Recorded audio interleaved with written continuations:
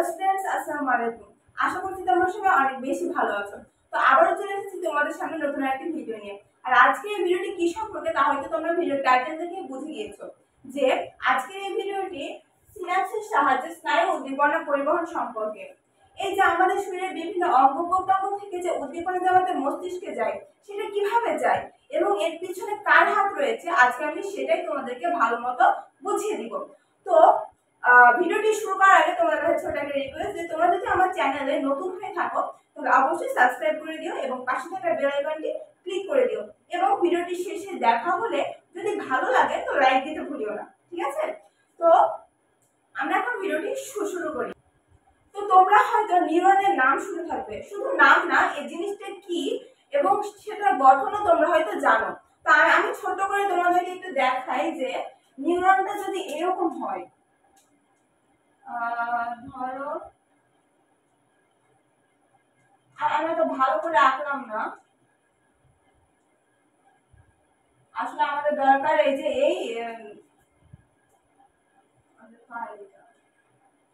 নিউরনের এই যে একজন প্রান্তগুলো আছে এগুলোকে কি বলে? এগুলোকে একজন প্রান্ত বলে না? আর এই যেগুলো ডেনড্রাইট প্রান্ত, এগুলো আরো শাখা প্রশাখা হয়ে বের হয়ে থাকে, তোমরা আঁকার সময় একটু সুন্দর করে আঁকবে। তো এই যে এগুলো হচ্ছে ডেনড্রাইট এবং এগুলো হচ্ছে এটা হচ্ছে একজন প্রান্ত, ঠিক আছে? তো এই যে এই একটা নিউরন, এই একটা নিউরনের সাথে আরেকটা নিউরন কিন্তু এই মানে এখানে যুক্ত থাকে। কিভাবে যুক্ত থাকে? যে একটা নিউরনের একজন প্রান্তর সাথে আরেকটা নিউরনের ডেনড্রাইট প্রান্ত যুক্ত থাকে। কিভাবে আমি দেখাচ্ছি।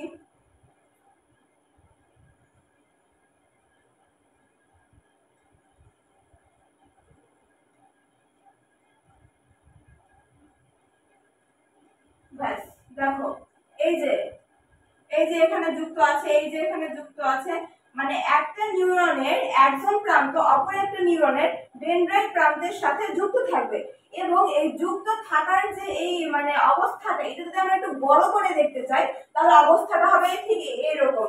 কেমন এইরকম? এই যে একটা নিউরনের একজন প্রান্তের একেবারে শেষ মাথা, এটা হচ্ছে একজন প্রান্ত একটা নিউরনের, এবং এখানে তো অনেকগুলো শাখা প্রশাখা দেখতে পাচ্ছ না, এটা হচ্ছে একটা মানে শাখার অংশ। এটা হচ্ছে কি একজন প্রান্ত, আর এটা হচ্ছে যে পরের নিউরনটা আছে অপর নিউরনের ডেনড্রাইট প্রান্ত, ঠিক আছে? তো আশা করছি ব্যাপারটা তোমরা বুঝতে পেরেছো। এখন এই যে উদ্দীপনা কিভাবে আস্তে আস্তে গিয়ে আমাদের মস্তিষ্কে এসে পৌঁছে। যেমন ধরো তোমার পায়ে একটা মশা কামড় দিল, তোমার পায়ে যে মশাটা কামড় দিয়েছে সেটা তুমি বুঝলে কিভাবে? মানে উদ্দীপনা অবশ্যই তোমার পা থেকে মস্তিষ্কে এসেছে, তারপরে তুমি বুঝতে পেরেছো যে হ্যাঁ আমার পায়ে কিছু একটা কামড় দিয়েছে। তারপর তোমার ব্রেন তোমার হাতকে মানে বলে যে তুমি যাও মশাটাকে মেরে ফেলো। তারপর যদি মারতে পারো তো পারো, আর যদি না পারো তো উড়ে পালিয়ে যায়, সেটা বড় বিষয় না। তো কিভাবে এখন উদ্দীপনা এটার মাধ্যমে পরিবহন হয় সেটা এখন বলবো, মনোযোগ দিয়ে শোনো। তো এই যে এখানে দেখতে পাচ্ছ, এই যে এটার নাম হচ্ছে প্রিসিনাপটিক নিউরন একজন, এটার নাম হচ্ছে প্রিসিনাপটিক নিউরন একজন। তারপর এই যে এই জিনিসগুলো দেখতে পাচ্ছ না, এগুলোর নাম হচ্ছে মাইটোকন্ড্রিয়া। তোমরা হয়তো মাইটোকন্ড্রিয়া অধ্যায় 2 এ পড়ে এসেছো। আর এই যে এগুলা এই গোল গোল যে দেখতে পাচ্ছ এটা হচ্ছে সিনাপটিক ভেসিকল, ঠিক আছে? আর এই যে ফাঁকা অংশটা, একটা নিউরনের একজন প্রান্ত এবং অপর নিউরনের ব্রেনের প্রান্তের মাঝখানে যে ফাঁকা অংশটা থাকে সেটাকে বলা হয় সিনাপটিক ক্লেফট, এবং এই যে মানে অপর নিউরনের ব্রেনের প্রান্তের এই অংশটাকে বলা হয় পোস্ট সিনাপটিক নিউরন, ঠিক আছে? তো ধরলাম যে একটা মশা কামড় দিল, সে উদ্দীপনাটা এখন কিভাবে আসবে? এট ফার্স্ট স্নায়ু উদ্দীপনা কিন্তু এট ফার্স্ট ডেনড্রাইটের মধ্য দিয়ে, নিউরনের ডেনড্রাইটের মধ্য দিয়ে প্রবেশ করে। তো তোমাদের মনে একটা কোশ্চেন আসবে যে আমি তো বললাম যে এটা হচ্ছে একটা নিউরনের একজন প্রান্ত, তো ডেনড্রাইট প্রান্তটা কোথায়? ডেনড্রাইট প্রান্ত আসলে এটার উপরে আছে, আরো উপরে আছে, আগে উপর দিয়ে আসবে আসবে আসবে, মানে স্নায়ুতন্ত্রের ভিতর দিয়ে যে প্রবাহিত হচ্ছে উদ্দীপনাটা, এটা তো বড় কথা নয়। বড় কথা এটা যে একটা স্নায়ু থেকে, একটা নিউরন থেকে আরেকটা নিউরনে কিভাবে যাচ্ছে, এটাই বড় কথা। তো এখন স্নায়ুতন্ত্র আসলো নিউরনের ডেনড্রাইট প্রান্ত দিয়ে, এসে যখন এটা একজন প্রান্তে পৌঁছে যাবে, পৌঁছে যাওয়ার পরে যে প্রিসিনাপটিক নিউরন একজন দেখছো না, এটার ভিতর দিয়ে প্রবেশ করবে। এই প্রিসিনাপটিক নিউরনের একজন প্রান্ত দিয়ে প্রবেশ করে সিনাপটিক নবে যাবে। এখানে সিনাপটিক নবটা লেখা নেই, আমি লিখে দিচ্ছি। এইটাই, এই যে অংশটা দেখতে পাচ্ছ না, এইটাই হচ্ছে সিনাপটিক নব।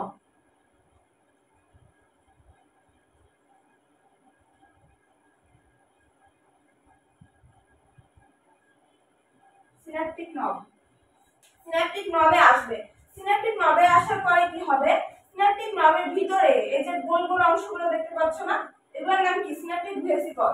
সিনাপটিক ভেসিকলের ভিতরে যে নিউরোট্রান্সমিটার থাকে, সিনাপটিক ভেসিকলের ভিতরে কিন্তু এক ধরনের নিউরোট্রান্সমিটার থাকে। সে কি করবে, এই উদ্দীপনাটাকে গ্রহণ করবে এবং গ্রহণ করার ফলে উদ্দীপনাটা বৈদ্যুতিক তরঙ্গ থেকে রাসায়নিক তরঙ্গে রূপান্তরিত হবে। কি বললাম আবার দেখো, যে উদ্দীপনা আগে প্রিসিনাপটিক নবের ভিতর দিয়ে আসবে, এসে তখন সিনাপটিক নবে প্রবেশ করবে। প্রবেশ করার পরে এই যে সিনাপটিক ভেসিকল, এই সিনাপটিক ভেসিকলের মধ্যে থাকা নিউরোট্রান্সমিটার এই উদ্দীপনাটাকে গ্রহণ করবে। গ্রহণ করার পর তখন এটাকে বৈদ্যুতিক তরঙ্গ থেকে রাসায়নিক তরঙ্গে রূপান্তরিত করবে। রূপান্তরিত করার পর এখন কি হয় দেখো, এই যে ফাঁকা অংশটা দেখছো না সিনাপটিক ক্লেফট, এই ফাঁকা অংশটা এই ভেসিকলটা সিনাপটিক ক্লেফটে আসবে। এই যে সিনাপটিক ঝিল্লি দেখতে পাচ্ছ না, এই পুরোটাই কিন্তু সিনাপটিক ঝিল্লি, ঠিক আছে, পুরোটাই সিনাপটিক ঝিল্লি। তো এই সিনাপটিক ভেসিকলটা আস্তে আস্তে তোমার সিনাপটিক ঝিল্লির কাছে আসবে, এসে নিউরোট্রান্সমিটারটাকে, মানে ও যেহেতু উদ্দীপনাটা গ্রহণ করেছে তাহলে নিউরোট্রান্সমিটারের ভিতরে উদ্দীপনাটা আছে, নিউরোট্রান্সমিটারটাকে সিনাপটিক ক্লেফটে এসে মুক্ত করে দিবে। সিনাপটিক ভেসিকলের মধ্যে যে উদ্দীপনা জড়িত নিউরোট্রান্সমিটারটি আছে সেটি সিনাপটিক ভেসিকলের মধ্যে যে উদ্দীপনা জড়িত নিউরোট্রান্সমিটারটি আছে সেটি সিনাপটিক ক্লেফটে এসে ভেসিকলটা কি করে দিবে, বিদীর্ণ হয়ে নিউরোট্রান্সমিটারগুলোকে সিনাপটিক ক্লেফটে মুক্ত করে দিবে। এবং সিনাপটিক ক্লেফটে মুক্ত করার পরে এই যে এটা দেখতে পাচ্ছ না, এই অংশটার নাম হচ্ছে পোস্ট সিনাপটিক নিউরন। আর আরো একটা কথা, যে এই যে এই অংশটার নাম হচ্ছে পোস্ট সিনাপটিক ঝিল্লি।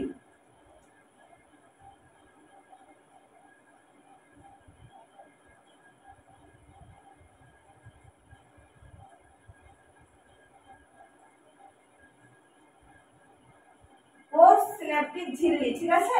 তো এই যে নিউরোট্রান্সমিটারটাকে মুক্ত করে দিল, মুক্ত করে দেওয়ার পর তখন এটি পোস্ট সিনাপটিক ঝিল্লির মাধ্যমে পোস্ট সিনাপটিক নিউরনে প্রবেশ করবে এবং আবার সেটা নিউরনের মাধ্যমে প্রবাহিত হয়ে আরো একটা একজন প্রান্তের ভিতর দিয়ে গিয়ে অন্য একটা নিউরনের মানে ব্রেনের প্রান্ত দিয়ে প্রবেশ করবে, আবার নিউরনের মাধ্যমে প্রবাহিত হবে। এইভাবে করতে করতে এক সময় কি হয়, উদ্দীপনাটা আমাদের ব্রেনে এসে টোকা মারে। দরজাতে যেমন আমরা টোকা মারি, ওভাবে টোকা মারে, যে বলে যে আরে খুলো আমি এসেছি, ঠিক আছে। তারপর তখন আমরা বুঝতে পারি যে হ্যাঁ আমার কোথায় কি কামড় দিয়েছে বা কোথায় কোন অনুভূতি প্রকাশ হচ্ছে, আমরা সেটার অনুযায়ী তখন কাজ করি, ঠিক আছে। তো এই ছিল আজকে আমার স্নায়ু উদ্দীপনা পরিবহন। আশা করছি তোমরা সবাই এটা খুব ভালো মতো বুঝতে পেরেছো। যদি ভালো লেগে থাকে তো লাইক দিতে ভুলিও না। যেভাবে টোকা মারে দরজাতে স্নায়ু উদ্দীপনা, সেভাবে তোমরা টুক করে একটা লাইক দিয়ে দিও, ঠিক আছে। আজকের ভিডিওটা এই পর্যন্ত। ভালো থাকো, সুস্থ থাকো, আল্লাহ হাফেজ।